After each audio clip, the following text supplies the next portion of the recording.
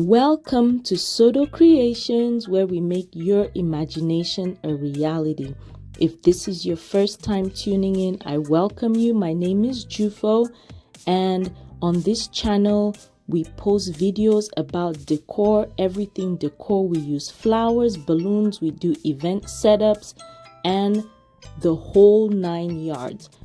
If this is your first time, please consider subscribing. If you haven't already subscribe and click that notification bell so you don't miss any of the videos we post every Tuesday. Some weeks I post an extra video as well. Today's video is about this gorgeous backdrop. It's for a client who contacted me on Instagram. She's a chef and she's launching her business, and she's making a sit-down several course dinner for anybody who registered, and she's having this gorgeous backdrop in these two beautiful colors. I am using Tough Tex balloons. Now these are pretty hard to work with. The rubber is a lot thicker and harder to tie. You see me crossing my arms there because of the way I was tying it initially. It was harder to pull those 17-inch gold chrome balloon, so it was just easier for me to cross it over so I can pull the 11-inch. So I have the chrome gold in 17, 11 and 5 inches, and I'm just mixing the 17 and 11 inches to form my to tie two together, which I'll eventually form quads. And in the black I have 24 inches, 11 inches and 5 inches. I'm not inflating the 24 to the maximum capacity, so I'm making it about a 17 or so inch balloon, but I have a couple that are slightly bigger. What I'm working on is just trying to get all these balloons inflated so they're ready to set up the event. I'm inflating as I always have in the balloons, making sure that my balloons are rounded off instead of having that oval shape or egg shape. So you inflate the balloon and then you compress it to give it a round shape before you tie them tight together. I had so much trouble with these 5-inch balloons in the chrome gold. They were really hard. They did not want to inflate. Even when I switched the nozzle to a smaller one side wouldn't inflate. You see me struggle at some point quite a bit trying to get it to inflate, and they just did not want to inflate. Eventually what I ended up doing was compress both sides of the pump as though I'm inflating, but then apply pressure to one side, so all the pressure for the air coming through would just apply to one side of the balloon. There you see me pulling on the balloon to see if it will help get it inflated.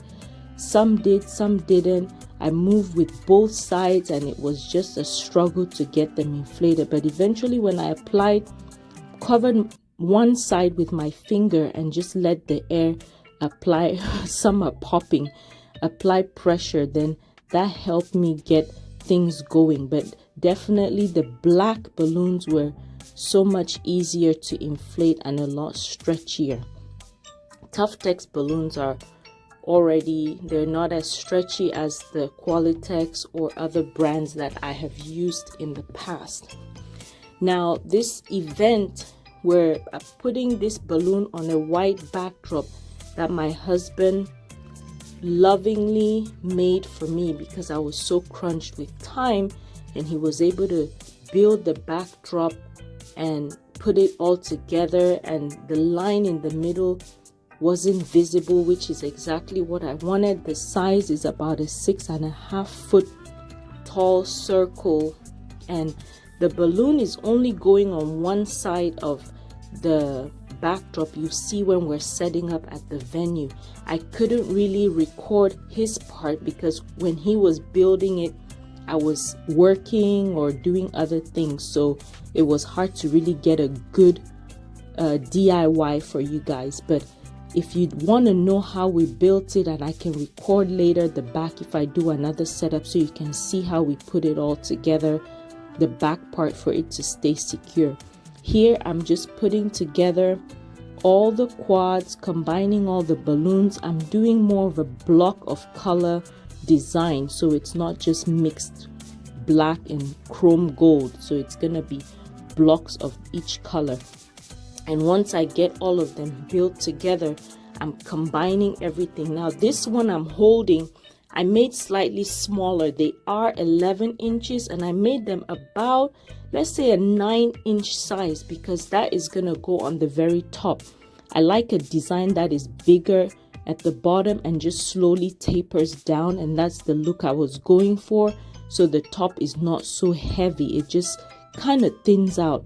But what I'm doing is combining 2 quads of each color. So I'm putting 2 of the chrome gold, 2 of the black, and just looking at the design to make sure they all work. I'm measuring here because I figured out that I would need about 13 feet long of a garland, and that won't fit the bags I store them in. So I'm doing about a 6 foot each. So I measured that and it's about 7 feet. I'm gonna build another one, just keeping in mind the color that I ended with, so when I get there I'll combine both. So that's my second one. But what I decide to do here is to just add more volume. That is gonna be the bottom of the garland, and you'll understand what I'm talking about when we start setting up at the venue. So I'm combining more towards the bottom so that the bottom part of the garland is a lot fuller than the middle and the top part of the garland. So that will give me that full. See, I'm putting it up so you can kind of see what I'm talking about with the fullness of the garland. Now I put everything in these mattress bags that I get from the U-Haul store. It's pretty sturdy, they hold my balloons really well. Tip for you is make sure you put your 5 inches in first. Well, I guess it depends on how you design your balloons. My 5 inches usually go in at the end of me setting up my base, the base of my garland. So I put that in first, so I would work with my structure first, and then the 5 inches act more like an accent. So it's easier for me to pull it out at the venue without having balloons all over the place. So I always put the 5 inches at the bottom, put my garland, and then my little fillers go in throughout the balloon wherever I can fit them in. So that's what I'm doing right here, just trying to stuff as much as I can in the spaces that I can. And since I have 2 garlands that I made, I'm fitting in the second one right here. Now I'm going to show you how I do the words for the backdrop. The only issue that I would say I had with this design is I should have made the words slightly bigger. But here I am measuring out the paper that I'll need. I already have the design there in Cricut Design Space.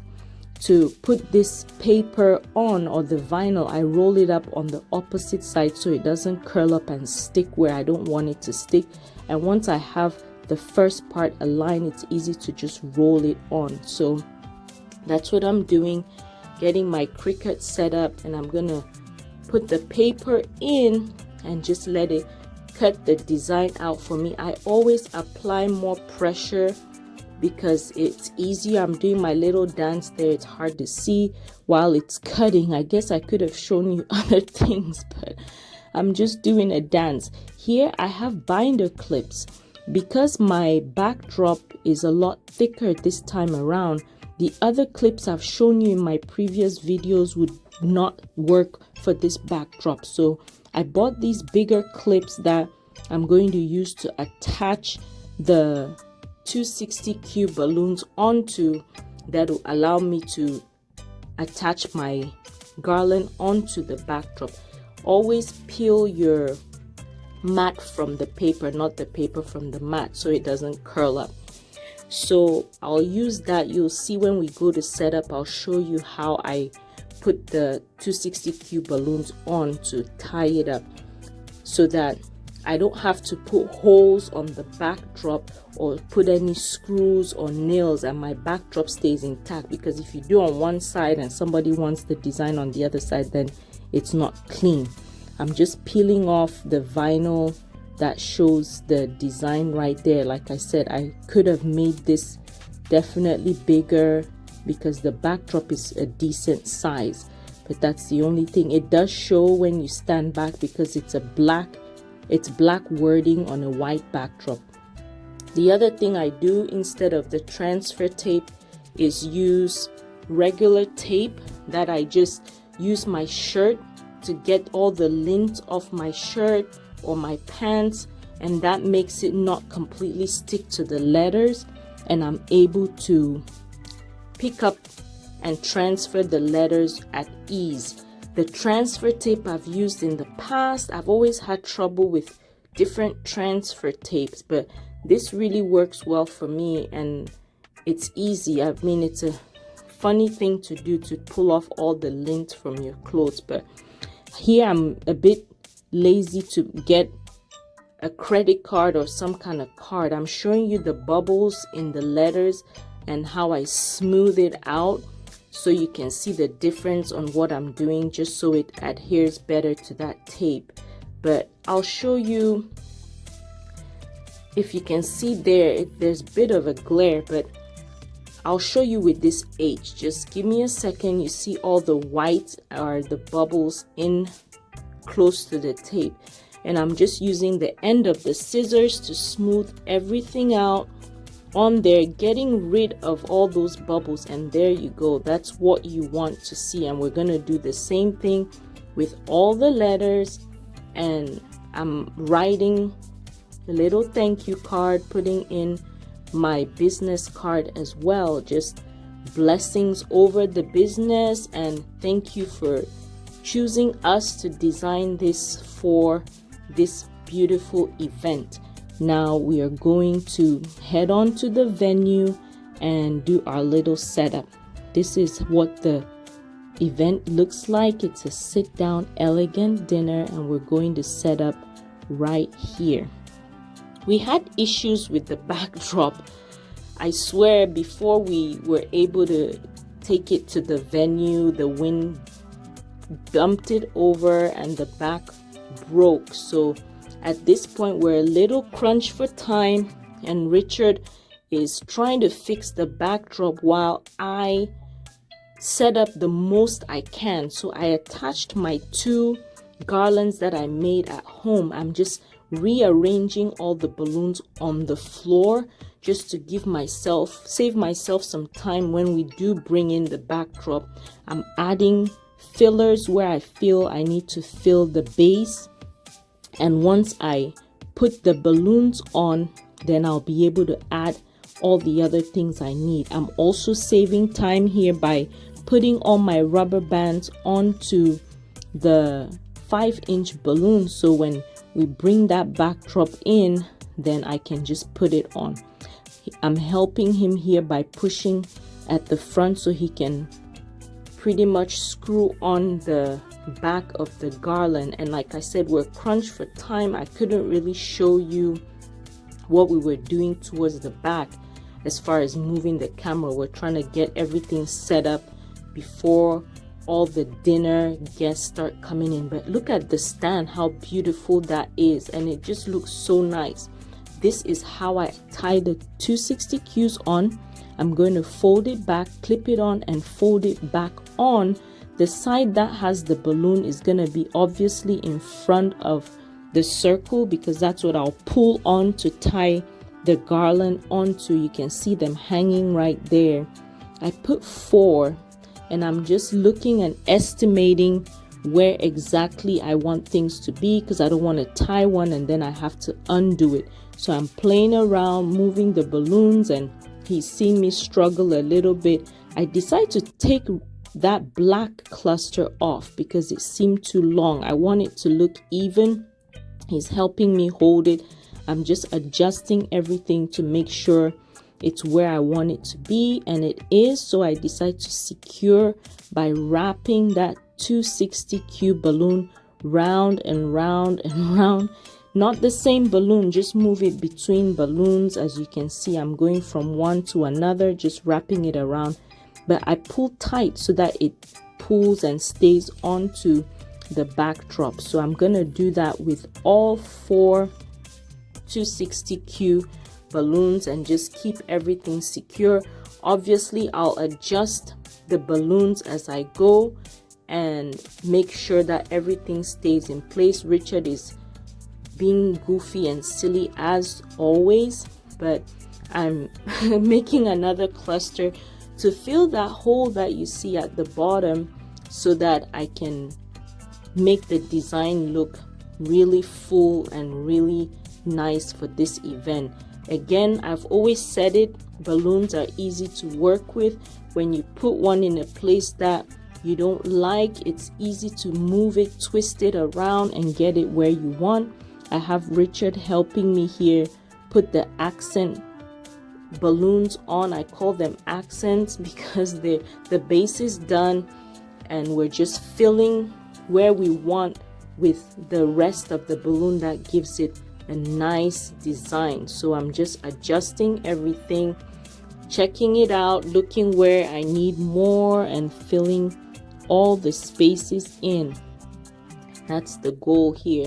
So last minute, this takes more time than you think because you have to constantly step back and look at the design and see where you're lacking, and not only focus on the front of the design. You see me filling from the side there because when someone walks in from that side, you don't want them to see all your 260Qs. You want to fill all those gaps as well. And some people take pictures from different angles, so you just want to make sure everything is set in place. We decide to move the backdrop more to the right at this point and backwards because we're trying to secure it, or we did secure it to the cabinet back there with some floral wire just so nobody touches it and knocks it over. Here we're using a leveler to get our words on the backdrop. While he holds it, then I align the letters, and I have 3 pieces that I cut out. So I'm just working on getting everything aligned and putting it all in place. So I hope you like this video. I hope you're able to recreate the same design. If you do, don't forget to send me a link, send me a picture, tag me on Instagram. I'll have all that information linked down below. Please consider subscribing. It really supports my channel. Like, share the video, and comment down below any other videos you would like to see. We are all done and we're cleaning up. I'm making my final look, final touches, and this is the final look.